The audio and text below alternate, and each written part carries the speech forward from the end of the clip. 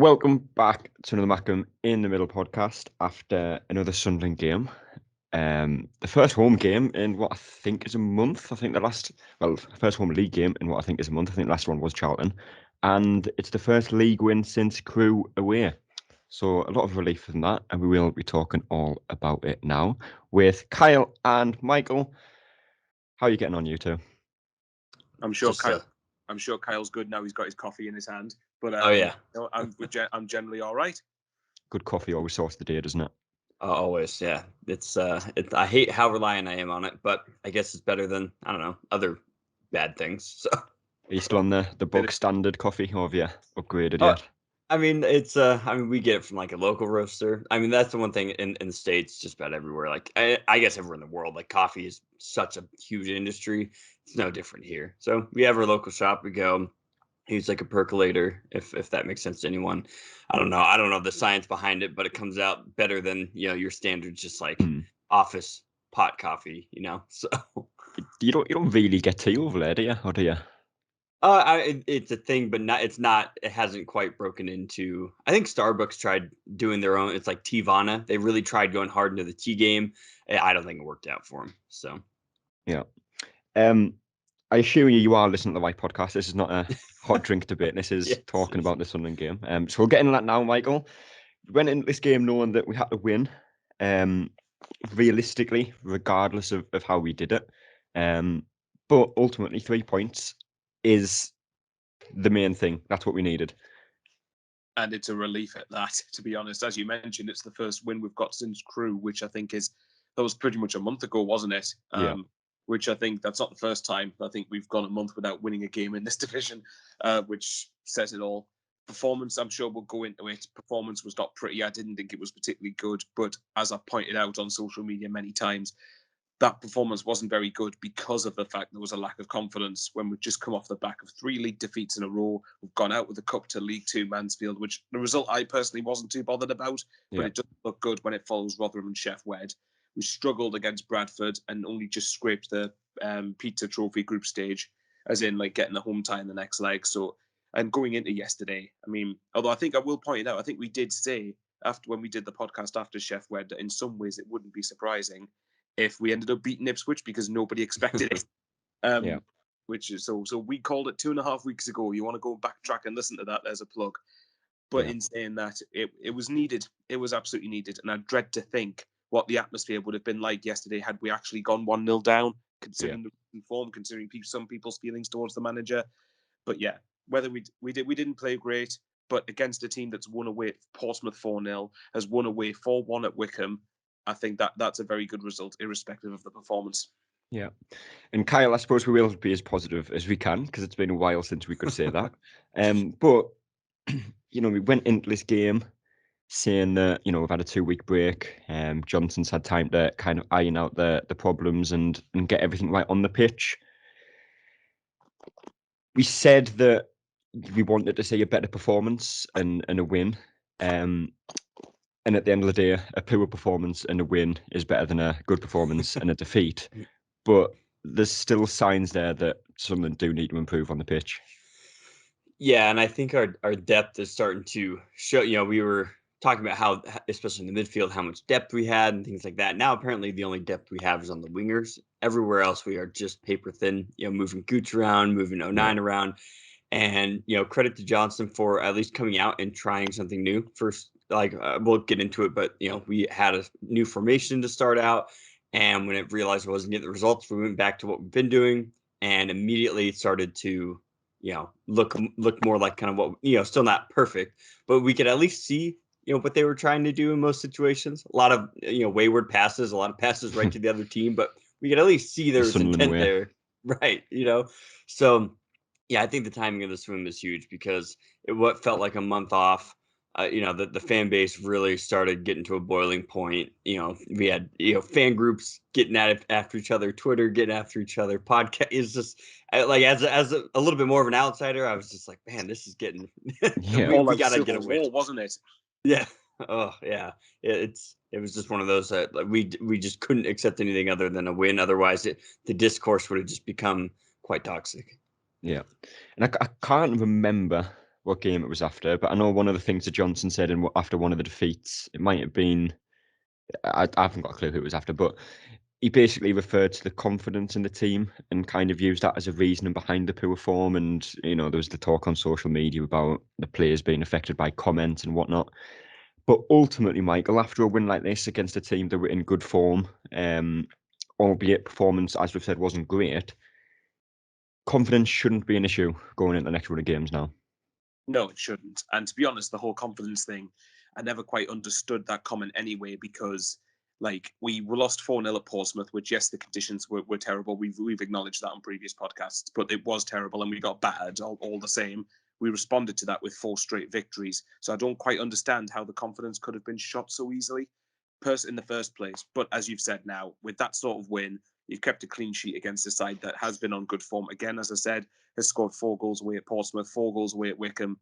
We have got no excuse now not to not have confidence from this. Yes, obviously, there are aspects of the performance that we're still needing to improve. But when you've got Shrewsbury and Cambridge coming up, those are sides, especially Shrewsbury, I think that we should be dictating most of the game. And if we can't get confidence from that win, then I don't know what to say. Yeah. Looking at the team, I think Kyle just said there that we started with a different formation, but I don't know if we did we, Michael? Because I think Sunderland have sort of employed kind of a 4-2-3-1 for large parts of the season with like an Embleton in behind, and then from how the game panned out, especially in the first half, it did seem like Broadhead was playing in a kind of McGeady role on the left with Gooch on the right. I would say Oh, so. go ahead. Go on, Kyle. You go on. I was just I could have sworn in the broadcast there's Danny who said something along the lines that we were in a little bit more of like a 4-4-2 almost, with Broadhead. I think it was Broadhead and Stewart up top. It sometimes it's hard to tell, especially with how many of our players end up playing in different positions. I remember even the pregame as well, they showed the team sheet, and it was in a formation where they had Gooch at left back. I don't think anyone really knew them. But if it was the same formation, then I apologize. But from what I saw initially and what they were talking about in the broadcast, I was under the assumption that it was a little bit different. Yeah. But the one change, Kyle, that I suppose no one expected was obviously Serkin, who is out until January with a hernia, I think it is. But other than that, probably the team you'd expect to see start. Obviously, Flanagan was dropped after playing against Italy midweek, which was possibly a surprise as well. Bailey Wright came in. Obviously, he's got the experience against a good Ipswich side. But all in all, that's probably the team you'd have expected to start the game, I suppose. Yeah, and I think I'm sure the reason for Flanagan was just minutes. We're gonna have to rely on him quite a bit, and that's kind of the double-edged sword of having players who are good enough to represent their countries. They're going to be playing a lot of minutes. Yeah, and League One is not it's 90 minutes all the same, but I feel like it's a different level of 90 minutes. It's just more physical and plotting versus some of the more finesse that we see in the higher leagues, but. Yeah, a little bit different, but for the most part, everything was the same types of players out there. And, I think this was really the time for them to, get that confidence back. Like we mentioned, if there was a lack of confidence, this is Johnson basically showing them hey, no matter what's being said, you guys are my guys, let's go out there and get it done.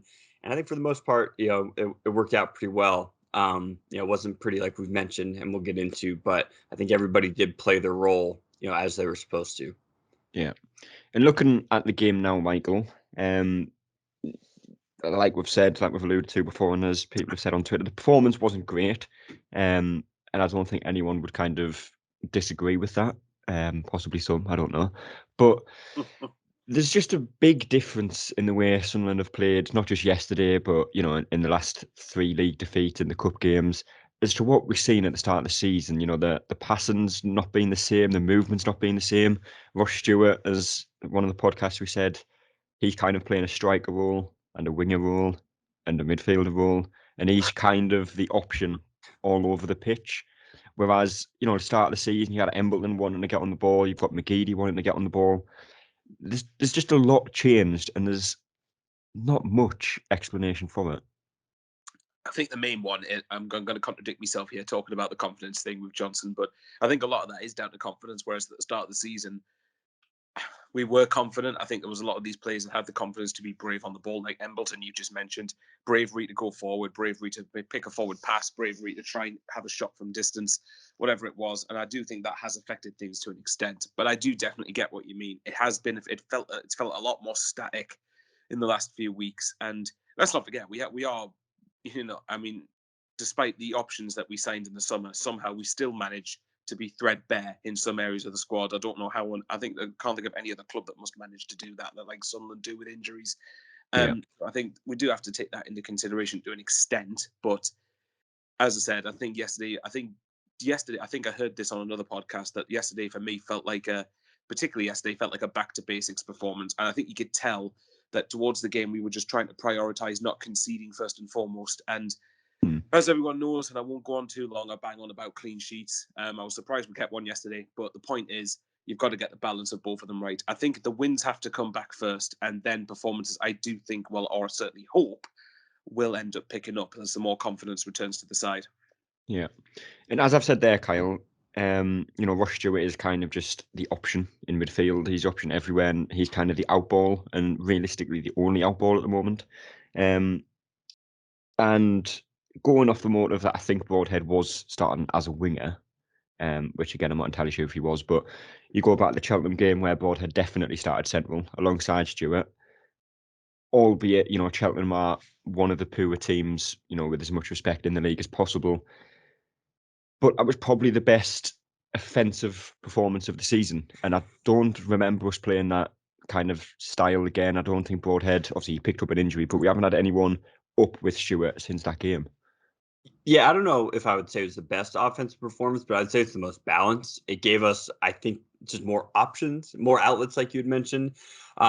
Because even with that, like I just watched the highlights again prior to this, and like we just didn't generate a ton of chances.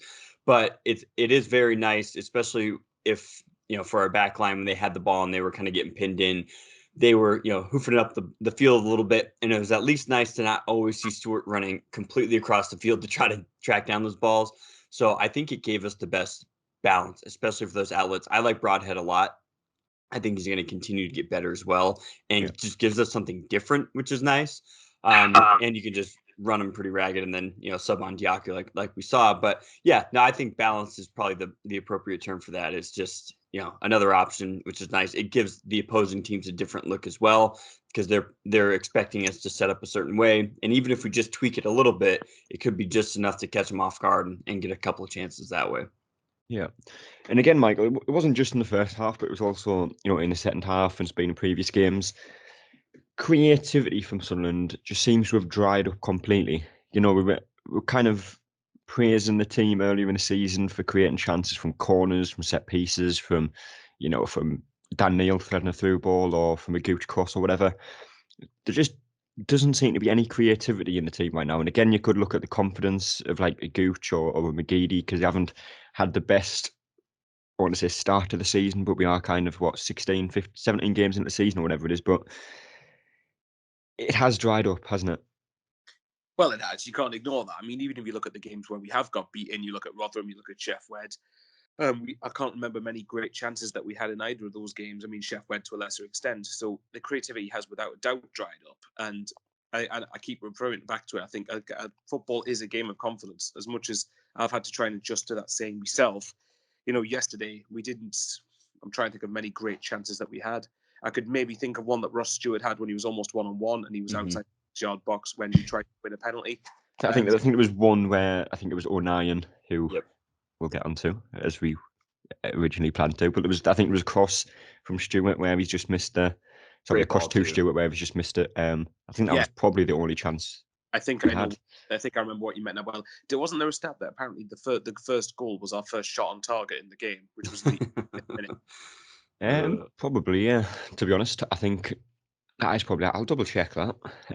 But before that, I can't really remember us looking threatening at all, really.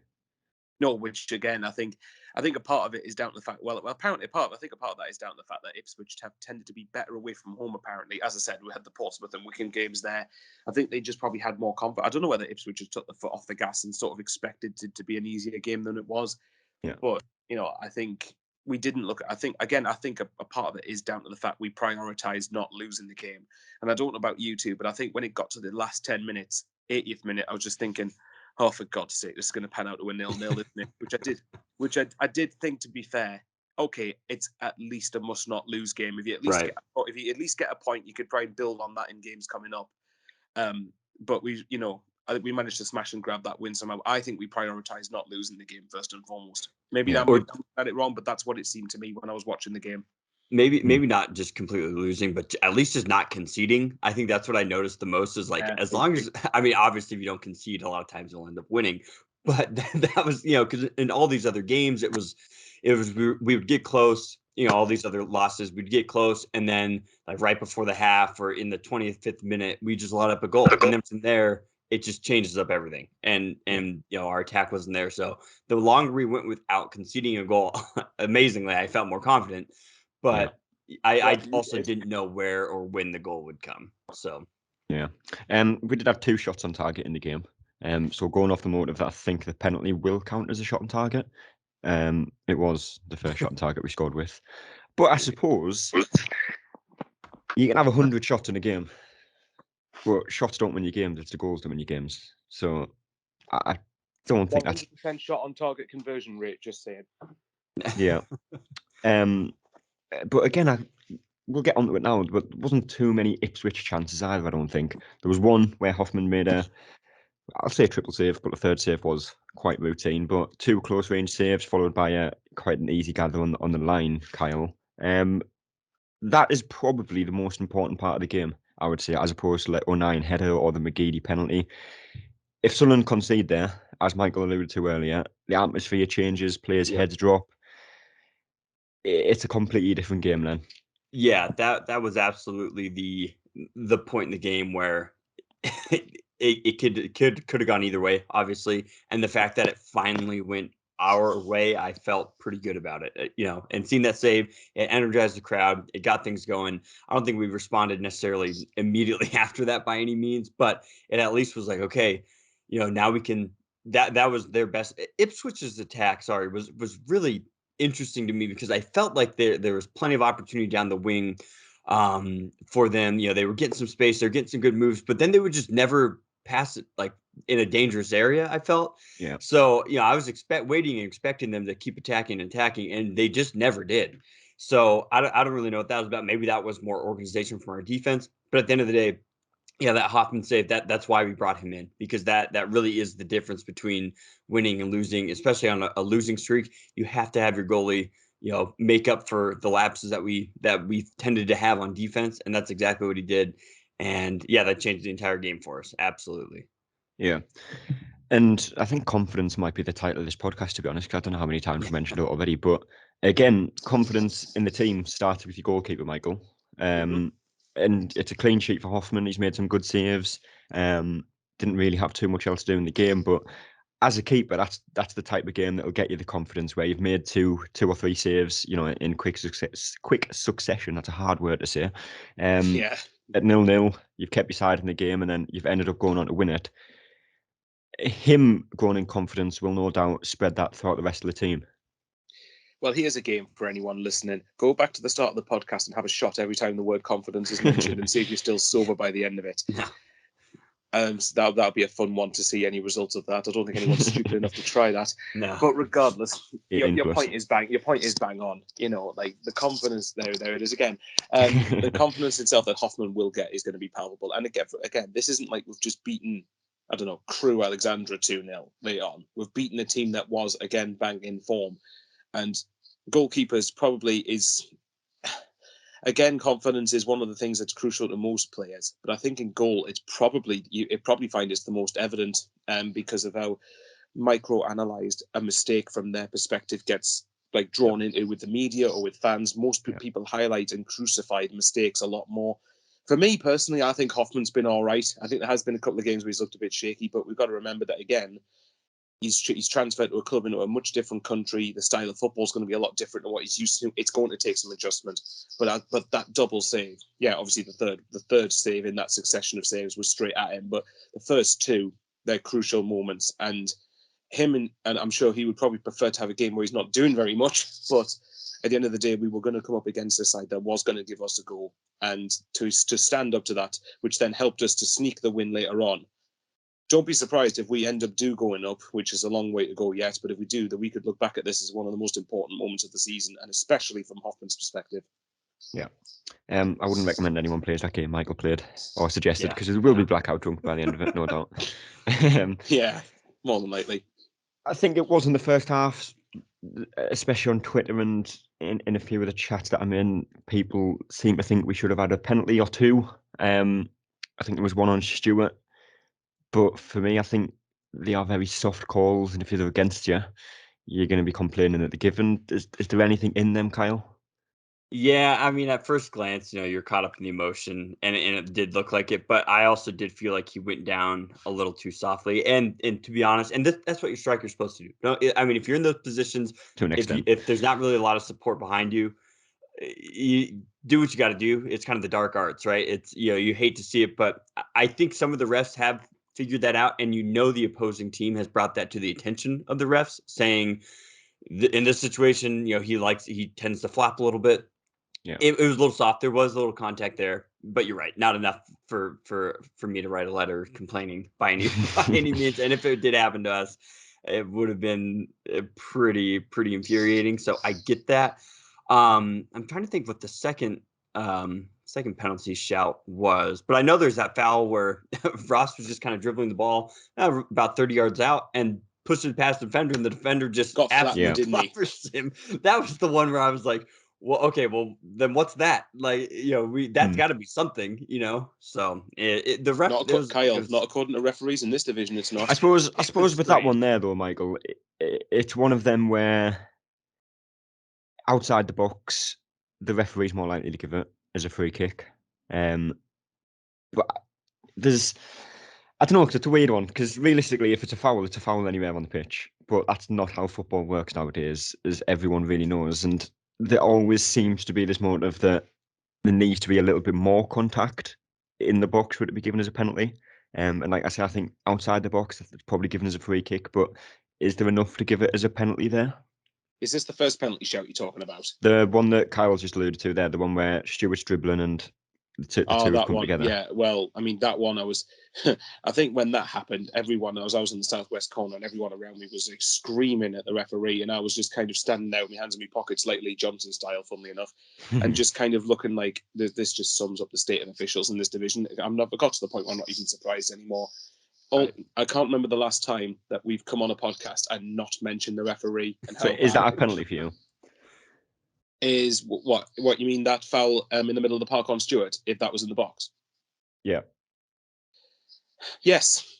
I think you could certainly make a case for it, because the guy going into him just basically takes him out. He basically WWE wrestles him to the floor, more or less. Okay, that's an exaggeration, but you get my point. There's still a bit of physicality within that, and there's physicality, then there's the point where it's a foul. So for me, I would say if that was in the penalty box, that's more of a shout for a penalty than the one that was in the first half, maybe, and definitely more of a shout for a penalty than the one we got later in the game, in my own opinion. That's okay. I remember now. Yeah, it was on the corner. Yeah, the corner where Ross Stewart just got dragged to the ground by the defender. That was the other penalty shout as well. That that was fascinating to watch, because I'm like, someone has to see that. But yeah, to be honest, I was more annoyed Stewart didn't have a shot. But there you go. Yeah, fair enough. But Sunderland did take the lead in the last, I think, was it 82nd minute? I think it was. 85th minute, I think. Was it 85th? Something like that. Corner whipped into the back post. Probably a goalkeeper error, I think it's fair to say. But when Irons there to header, and it was quite definitely the definition of a slow motion goal, where I thought it had hit the side netting. It hadn't. Yeah. It took me a few seconds when he scored that to realise it was actually a goal. I thought it just, because I'm on the other side of the ground, and I thought that had gone wide. I was like, oh, we've scored, get in. Yeah. And I don't know the best way to put it, but the celebrations are more out of relief than jubilation, I suppose, for a goal like that, Kyle. Oh yeah, and that's kind of how it felt too. And just like what Michael said, it's like it took me a few seconds to realize, and that's a little unfortunate, because especially in the run of form, I really wanted to get up and get like really excited and emotional for a goal, because boy did we need it. And that was one where I think, as much as it was a goalkeeping error, I think his defenders really his defenders essentially walled him off. They both kind of came together and created like a natural barrier. Whereas if it was one of our players, probably would have gotten called for, blocking or a foul in that regard. But luckily, it was his own players got in the way, and '09 was just right there to kind of fluff the header. But whatever works, I don't care if it just barely rolls over the goal line. Like, and as soon as it got in the back of the net and he ran to the corner, I was like, oh, finally. And then it's just, how do we see out these final 10 minutes? Yeah.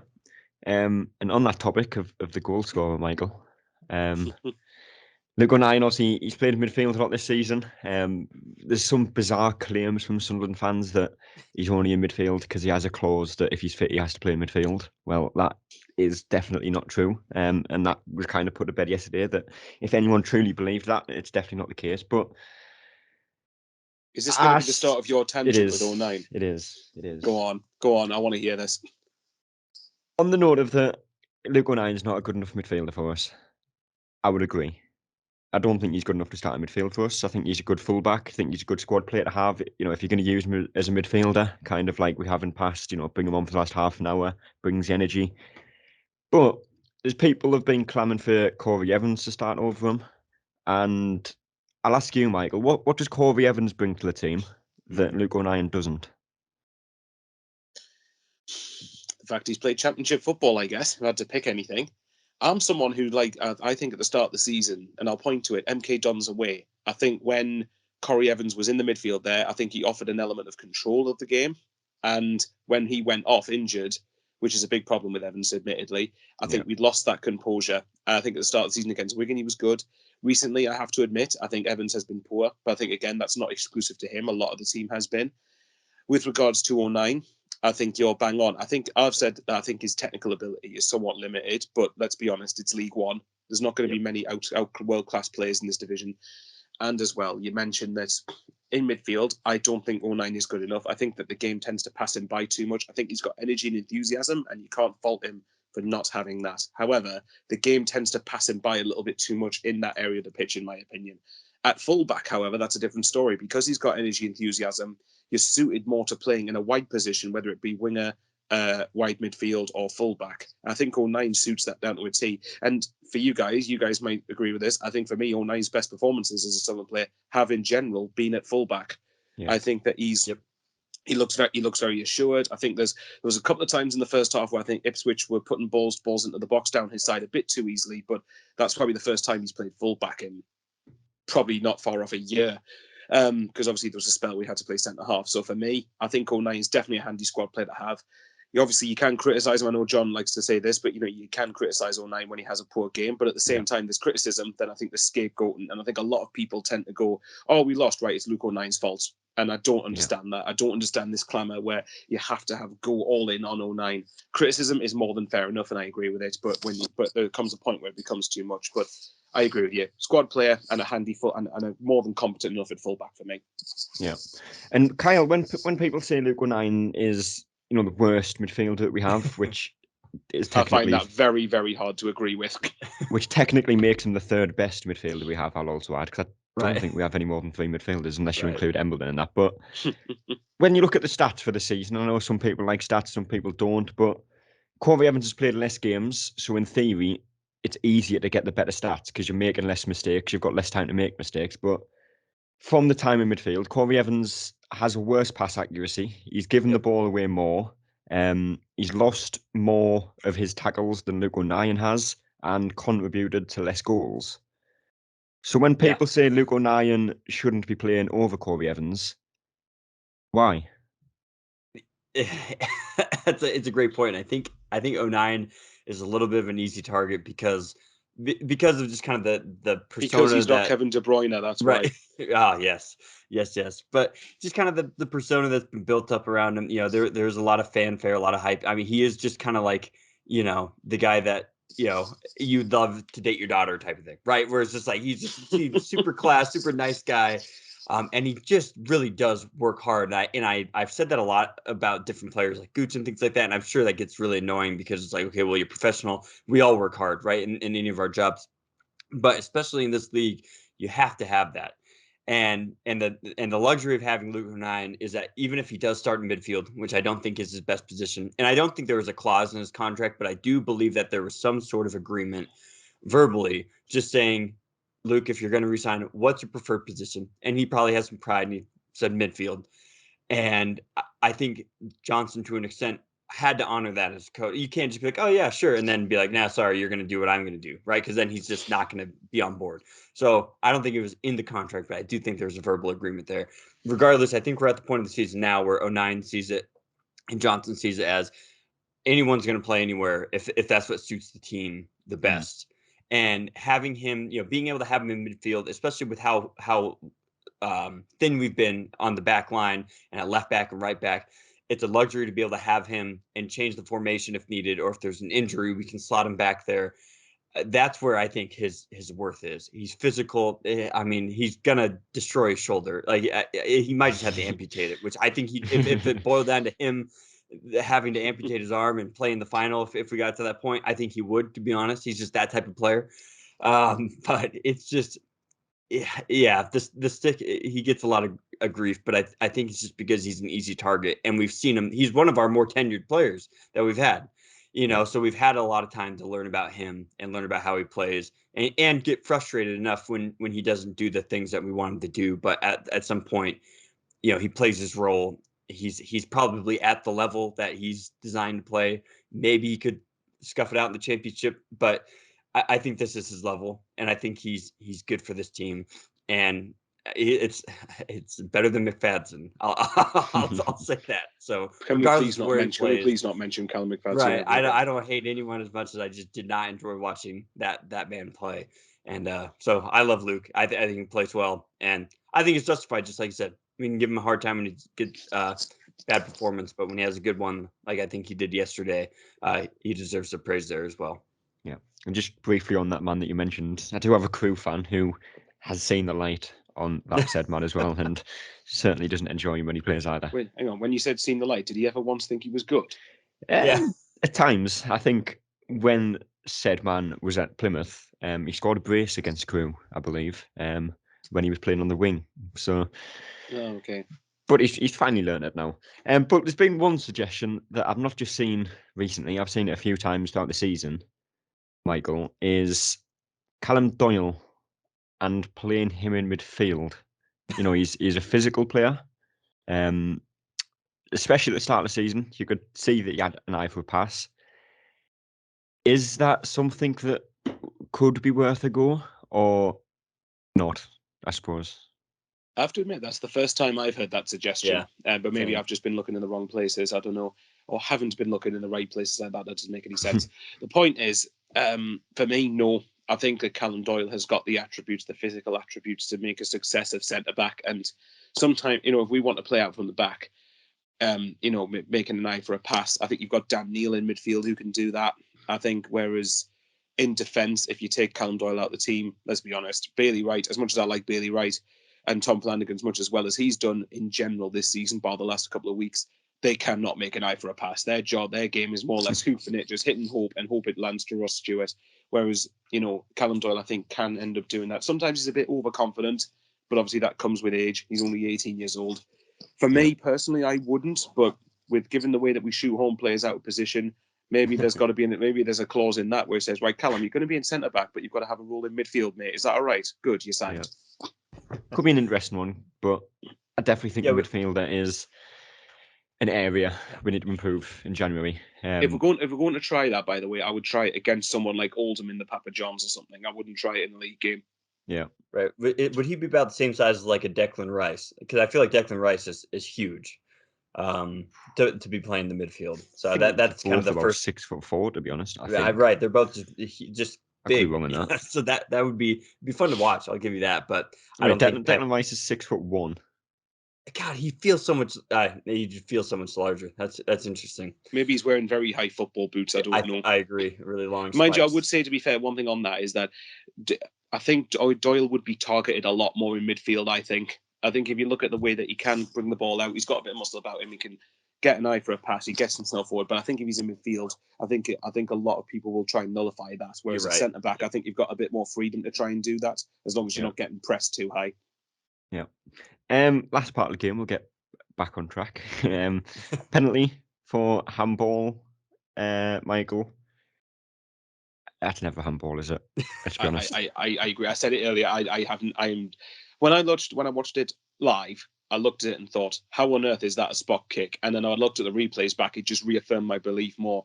Even if you can make the claim that it is a handball, Ross Stewart is so close. I think it's Nasala who conceded. His hand's not even out. Then there you go. Down by his side. I was about to say, if his hand even was out, or even if it hits like a part of his arm, like his shoulder, he's so close to when Stewart has a shot, that he has no time to get out of the way whatsoever. And as you said yourself, his hand's not even out. But again, like I've said before, that just sums up refereeing in this division.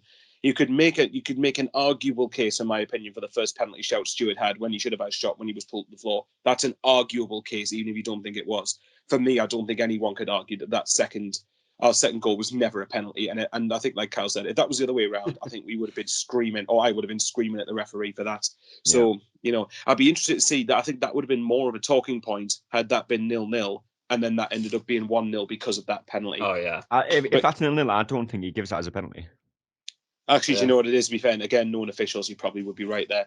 But either way, yeah, I agree. I do not get that, how that's handball. You take it any day of the week, but when he was given it, I was astonished. I was just waiting for it to either go out for a corner or just to go to the keeper for a goal kick or something. Yeah.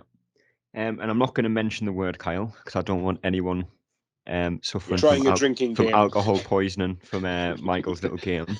But McGeady took the penalty, scored the penalty. It was good spot kick as well. But that'll give him a big boost going forward. Good for morale. You can say that. A good morale booster. And I think and we had talked about it so much, and because his drop in form was probably the most glaring, just because of how well we've seen McGeady play. But I thought the subs today, just to mention that, with McGeady coming on was it for Gooch? Or no, did Gooch drop? Wherever McGeady ended up coming on for a sub. Same with Yaku. It's not Broadhead or something. I'm sure I remember Broadhead was one of the players who went off. I know Embleton came off. I think you're right. I think Broadhead came off. But anyways, as soon as he came on the field, it just he gave us that spark that we needed. He was part of he perfectly was spaced out wide. He gave us that leverage, but seeing that goal go in for him was big, I think. And I love the silent PK as well. Just put it in the back of the net. Don't do all this crazy run up. Don't do all these skips and hops. Just not mentioning any names, Paul Pogba.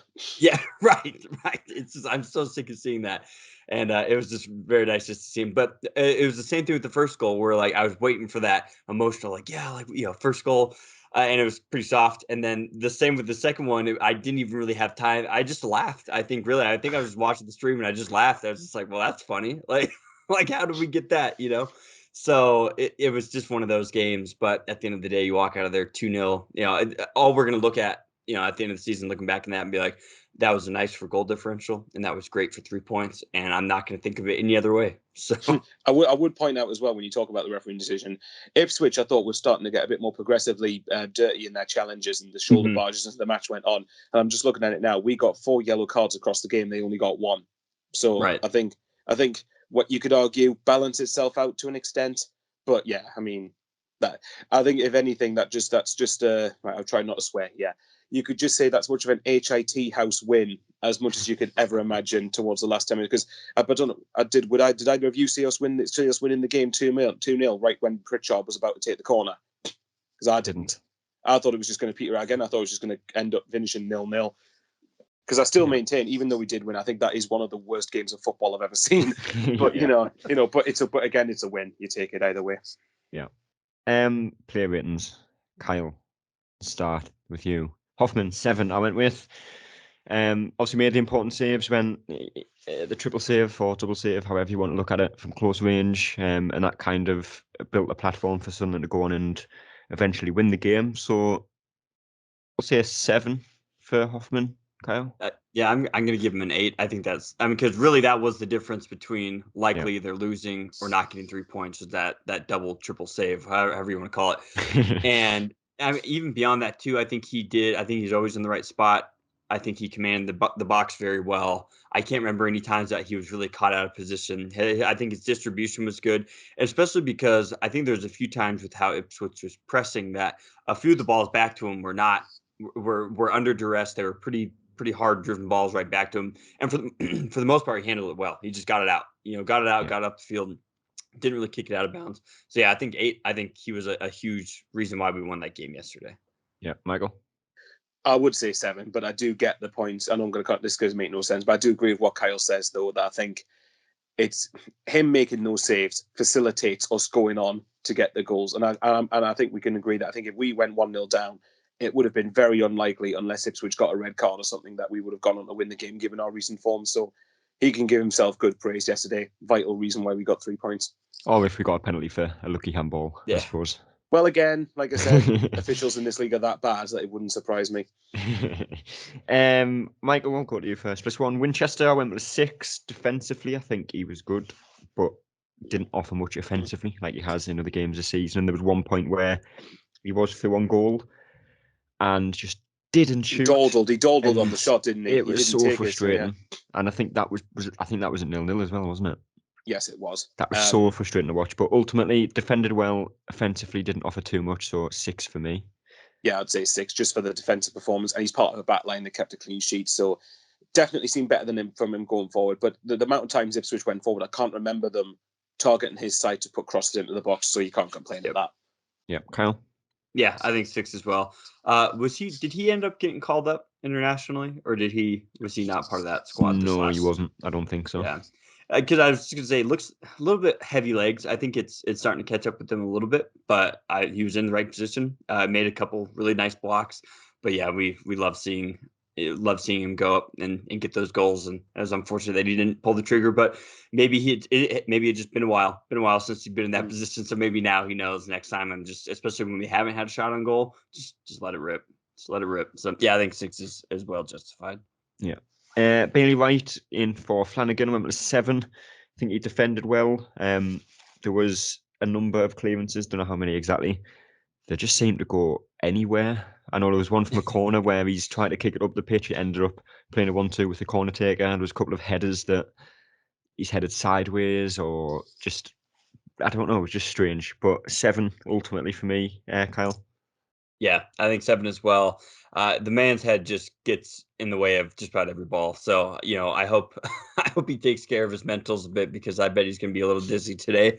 Because he was taking headers left and right. And then, like you said, it didn't go perfectly clearanced out, but at the end of the day, it broke up the attack well enough to let us get in position, and that's kind of all we can hope for at this point. So, I think 7. I think he commanded well. He worked the ref pretty well as well in a lot of situations. So yeah, I think overall he really put in a good shift. It's great to have him. I don't know. January is going to be interesting for a lot of players, I think. I think he's one that I do hope we retain, because it's not many other teams have the depth to just have someone like him as an option. Yeah. Michael? For me, I'd go with an 8. I thought he was really, really good.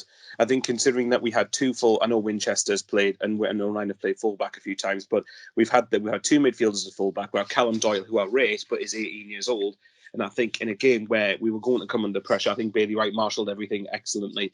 Yes, obviously the odd clearance or the odd header out, wasn't particularly great, but he was also involved in a scuffle in the first half, which fans tend to like to see. Yeah. So I really rate Bailey Wright, and I've seen a few people say they don't rate him. Personally, it's their opinion, but I do not agree with it. I think Bailey Wright's a more than competent centre back, and I'm with Kyle. I think after January, I'm hoping we retain him for the rest of the season. Yeah. Doyle, Michael, again 7. First half, I think he was a lot more composed on the ball than he has been in recent games. Second half, looked a little bit nervous on the ball, I think is probably the best way to put it, and lost the ball on a few occasions, but ultimately 7, defended well. Like you said earlier, kept a clean sheet. Yeah, you can't complain with him for that. 7, I think, for Doyle's perfectly justified. I did love those one occasion where I think we were 1-0 up at the time, and I think it was in stoppage time, or it might have been 2-0 up, where he suddenly got the confidence to start trying to be PLO. Then he beats like 2 or 3 Ipswich players, and then just flurries into their attack in half, and then tries to do something with it. But you can tell, again, it comes back to that lovely morale booster. I'll try and avoid saying the C word. I never thought he'd be using that for a particular word other than a swear word. But getting back on track, yeah. I think Callum Doyle. I think having Bailey Wright next to him definitely would have helped him out quite a lot. So keep it up going forward. But yeah, 7 I agree with. Yeah, Kyle. Yeah, and 7, and like you said, that was exactly what stuck out to me, is just remembering him go forward, and just how fun that is to see him just kind of plod through, and it doesn't look like he's going fast, but just huge strides. And I think it was maneuver. right. It was great when he did it when we were 2-0 up, mine, so we knew we weren't going to lose the game. Yeah.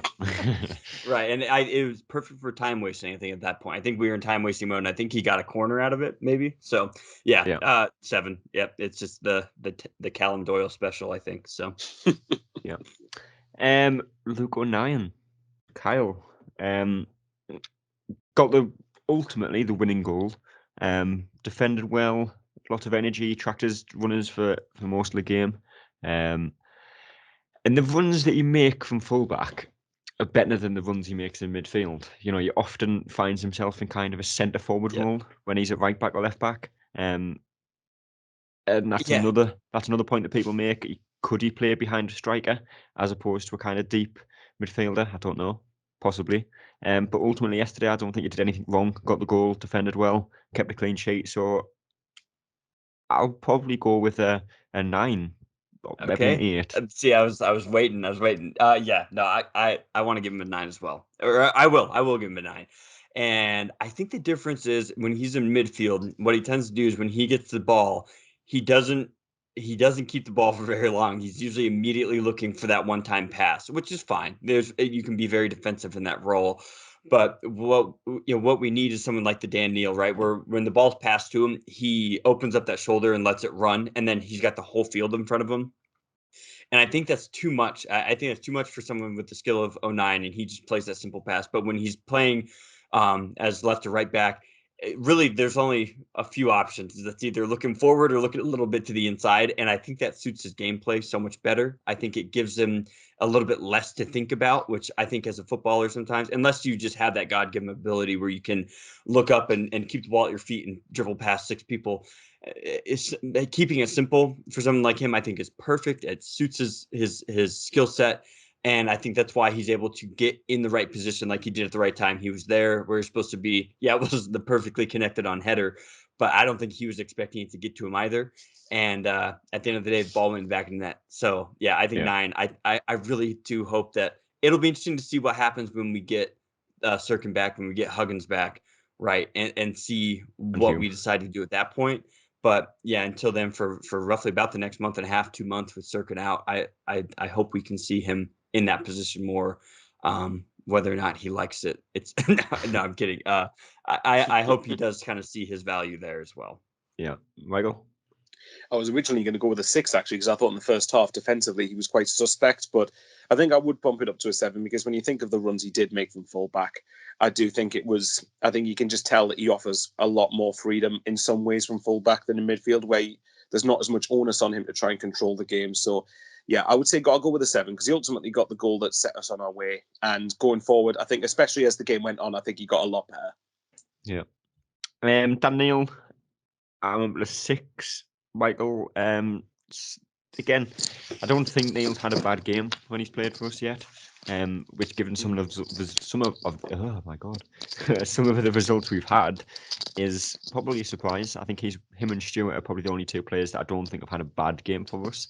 And I don't think he was excellent yesterday, but did his usual stuff, good movement off the ball, some neat passing. So 6 for me. Completely agree. And again, we have to take in mind that we're not going to play teams that have I know they weren't great, but have the quality that Ipswich do have every single week. And again, it was a time when, morale was quite low. So, but in saying that, he tried to get forward. He didn't look to hide. He didn't shirk.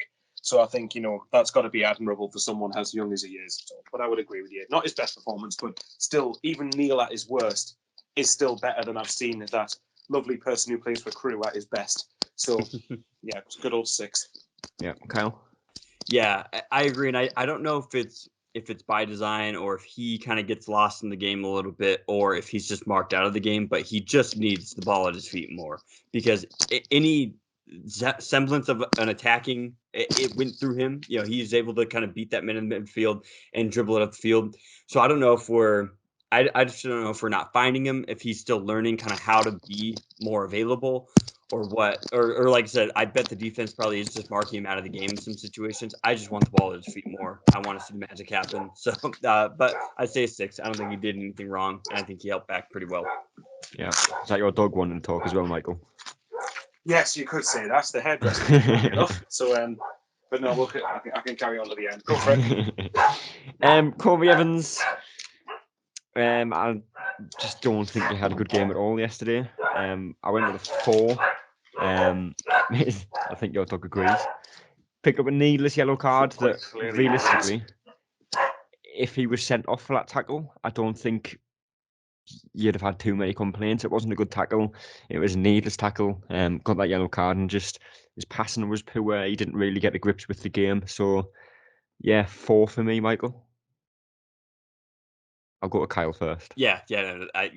I agree as well. I think his physicality is good. I think his leadership is good. But when I talked about how many passes went directly to the other team, I felt like they all came from Corey Evans. It's just, and like I said, I'm sure that is by design. That is what Johnson wants. Is when you get the ball in this position, this is where you're looking. And when you practice for so long, it's kind of automatic, right? I get the ball here, I pass it up here, and it's practice. So maybe there's not a defense or whatever. And the defenders were just beating us to that. So I don't know if that's just not being on the same page, but there's even a couple give and goes on the sideline that went awry, and so I think he's just a little out of form, and he same one. I think he's got a lot of minutes. He's got those injuries that we know of. Not his best game, but this does not define him, I don't think, by any stretch, and I think we're going to need him down the stretch. So yeah, Michael, Corey Evans.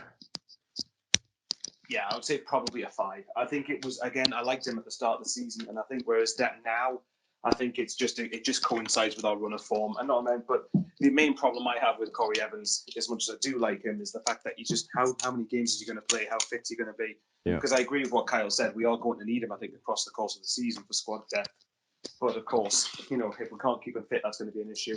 But yesterday, didn't think he had much control of the game. But again, I think most of the team didn't, because Ipswich did try to come onto us a bit more than what many teams that come up here will. So yeah, better to come from him, but hopefully he stays relatively fit. Yeah. We'll rattle through the last 4 as quick as we can. Embleton, Michael, I went with a 4, similar to Evans. Set pieces in the first half were dreadful. I think there was 2 corners to fail to beat the first man, and a free kick in a dangerous position straight off the first man and cleared. And just don't think he offered too much. I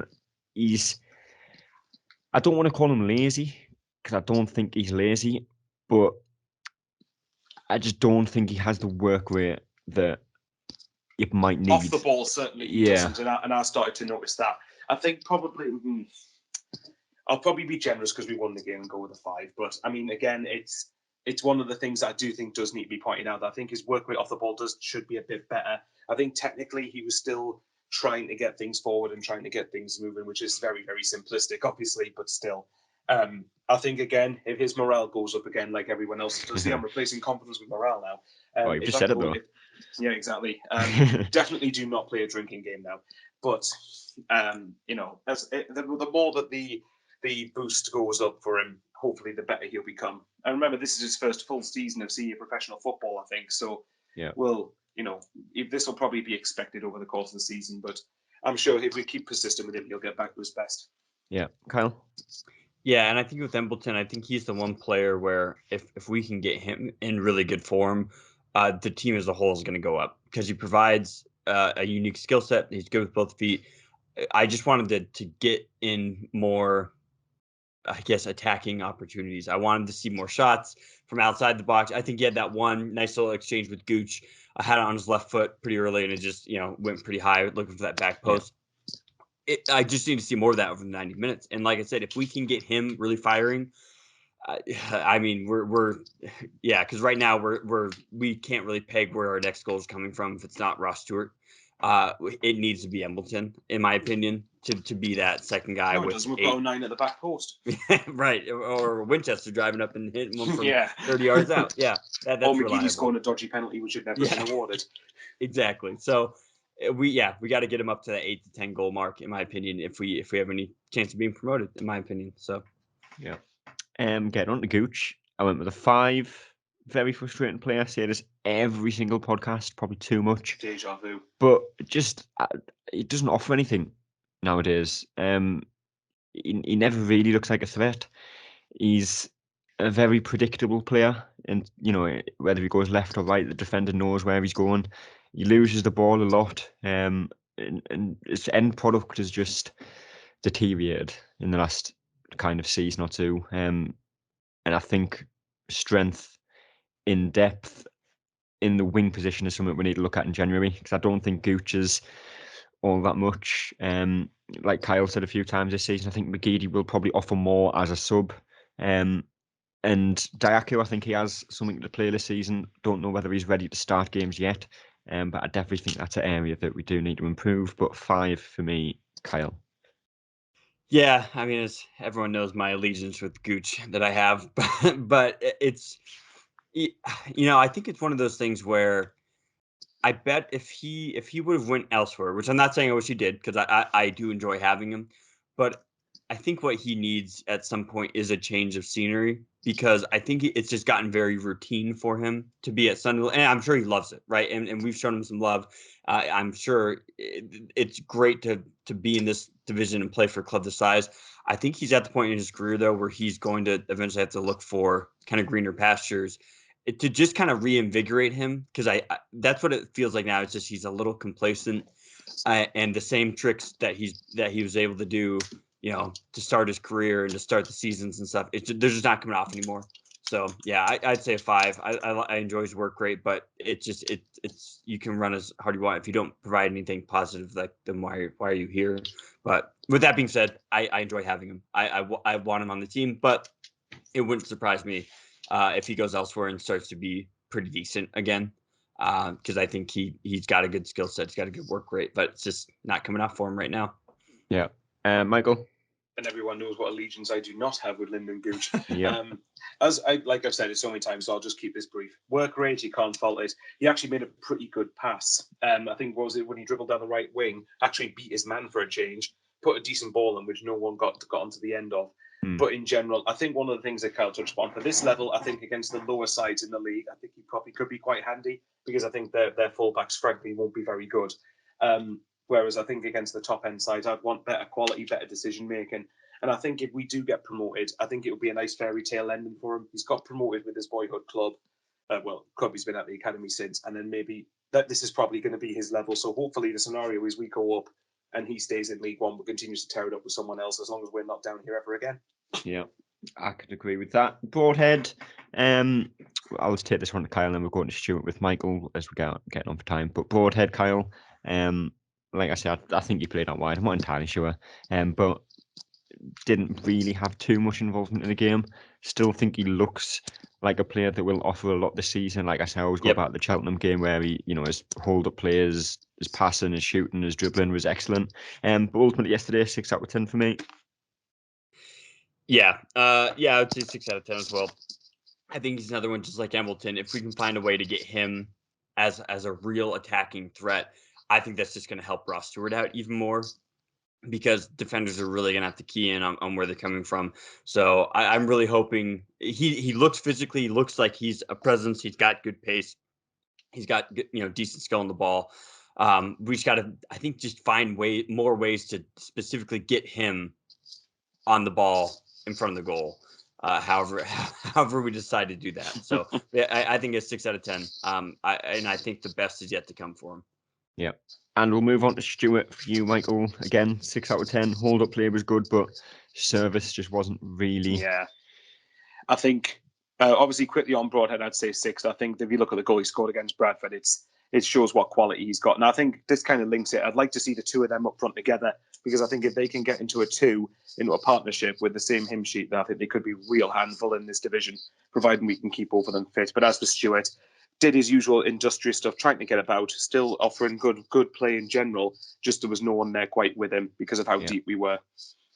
Yeah. And I assume it would be a 6 for you as well, Kyle? Yes, you are correct.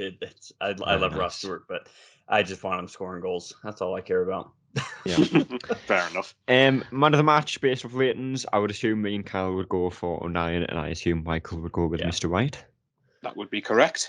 That would be correct. Very nice. Yep. Next game Tuesday is away at Shrewsbury, which there must be a point of the season where we have like 6 or 7 home games in a row. Because the amount of Well, away at games the coming start of is December, we have ridiculous. three. At the start of December, we have 3 home games in 8 days.